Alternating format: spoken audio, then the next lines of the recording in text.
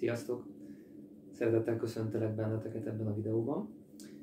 Én Füzi vagyok, és az Ökofalu tudatos közösségben élés kapcsán fogok beszélni nektek egy kicsit a jövőbeni terveinkről, irányokról.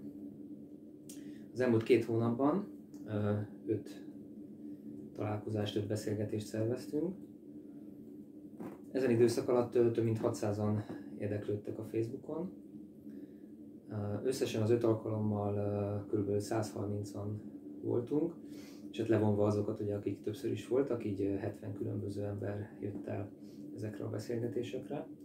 Úgyhogy ebből is látszik, hogy nagy az igény arra, hogy egy alternatív életmódot, egy spirituálisabb megközelítést alkalmazzunk az életünkben, illetve hogy ne a régi struktúrák, társadalmi berendezkedés, hatalmi manipulációk szerint éljünk, hanem egy sokkal természetesebb, egy sokkal inkább belülről jövő, egy sokkal inkább szebb, boldogabb, szeretettelibb életet éljünk.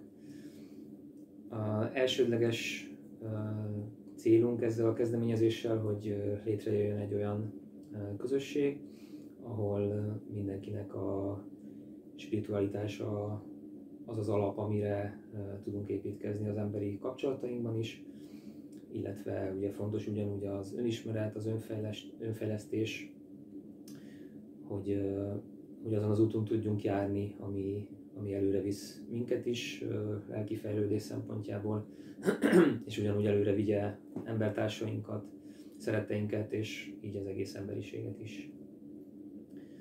Szóval ezeken a beszélgetéseken eddig nagyjából tisztáztuk az általános víziónkat, hogyan képzeljük el az együttélést, az emberek közötti jó kapcsolódásokat, illetve persze a spiritualitás mindig átszötte a beszélgetéseket, és hát szó volt arról is, hogy természetesen egy ökológiai gazdálkodás, ökológiai építkezés, amit szeretnénk megvalósítani, önellátás, természetes anyagok, természetes élet.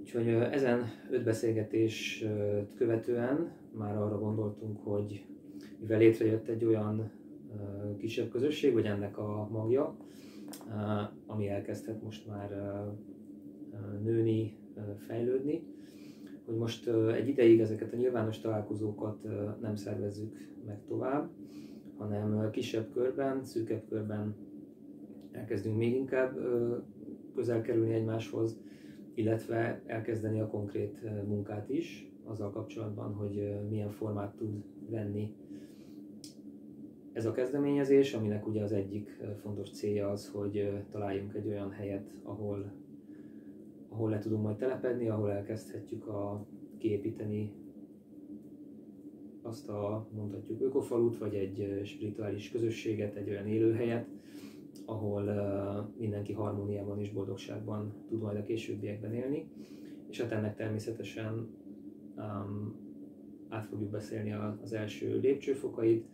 Ugye ez akár egy valamilyen konkrét szervezeti formát is megkívánja azt, hogy beszéljünk a finanszírozási lehetőségekről, a földvásárlás lehetőségeiről, úgyhogy ezt a munkát fogjuk elkezdeni a nagyon is közeli jövőben.